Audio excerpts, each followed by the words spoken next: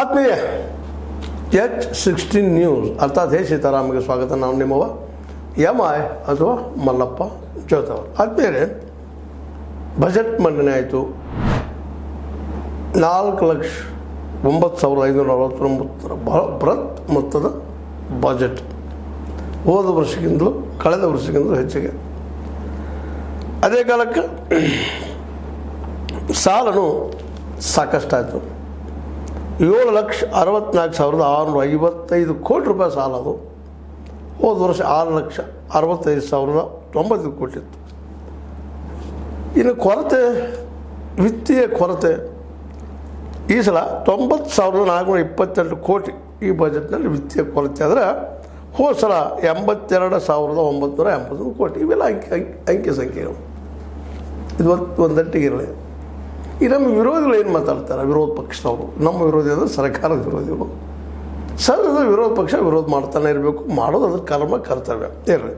ಮೊದಲದಾಗೆ ನಾವು ಆರ್ ಅಶೋಕ್ ಇವರು ಒಂದಿಷ್ಟು ಮಾತಾಡ್ತಾರೆ. ಆರ್ ಅಶೋಕ್ ಅವರು ಯಾವುದೇ ಹೊಸ ಘೋಷಣೆಗಳು ಇಲ್ಲ,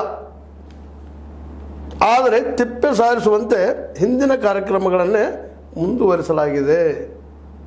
ಹಿಂದಿನ ಅದನ್ನೇ ಮುಂದುವರಿಸುವ ತಿಪ್ಪಿ ಸಾರಿಸೋ ಕೆಲಸ ಮಾಡೋದು ಏನಿಲ್ಲ. ಇದ್ರೊಳಗೆ ಖಾಲಿ ಅನ್ನ ಭಾಗ್ಯ ಹೋಗಿ ಕುಡುಕರ ಭಾಗ್ಯ ಹೆಚ್ಚಾಗಿದೆ. ಕುಡುಕರಿಗೆ ಒಂದು ಭಾಗ್ಯ ಬಂದದು ಅಂತೇಳಿ ಒಟ್ಟು ವಿಮರ್ಶನೆ ಮಾಡ್ತಾಯಿದ್ದಾರೆ. ಇನ್ನೂ ಏನೇನೋ ಮಾತಾಡ್ತಾರೆ. ಇರಲಿ, ಅವರು ಅಭಿಪ್ರಾಯ. ಇದು ಆರ್ ಅಶೋಕರು. ಇನ್ನೊಬ್ಬರು ವಿರೋಧ ಪಕ್ಷದ ನಾಯಕರಂತ HD ಕುಮಾರಸ್ವಾಮಿಗಳು ಕೇಂದ್ರ ಸಚಿವರು ಇದ್ದಾರೆ. ಅವ್ರು ಏನಂತಾರೆ ಈ ಬಜೆಟ್ ಬದಲಾಗಿ? ಅವರು ಸಿದ್ದರಾಮಯ್ಯರ ಕಟು ವಿರೋಧಿ ವಿಮರ್ಶಕ. ಕೆಲವರು ತುಷ್ಟೀಕರಣ. ಯಾರವರು? ಕೆಲವರು ಮುಸ್ಲಿಮರು ಇರ್ಬೋದು ಅವ್ರ ದೃಷ್ಟಿಯಲ್ಲಿ. ಕೆಲವರು ತುಷ್ಟೀಕರಣ, ಬಹುತೇಕರ ತುಚ್ಛೀಕರಣ. ಬಹುತೇಕರು ಅಂದರೆ ಹಿಂದೂಗಳು. ಅವ್ರು ತುಚ್ಛೀಕರಣ ಮಾಡಿದಾರಂತ ಹೇಳ್ತಾ ಇದ್ದಾರೆ.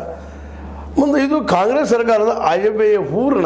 ಅದರೊಳಗೆ ಇದರಿಂದ ಹೂರಣ ಇದು. ಹೋಳಿಗೆಯಾಗಿನ ಹೂರಣ ಏನಪ್ಪ ಅಂದ್ರೆ ಬಹುಸಂಖ್ಯಾತರನ್ನ ತುಚ್ಛೀಕರಿಸೋದು, ಅಲ್ಪಸಂಖ್ಯಾತರನ್ನ ವೈಭವೀಕರಿಸೋದು,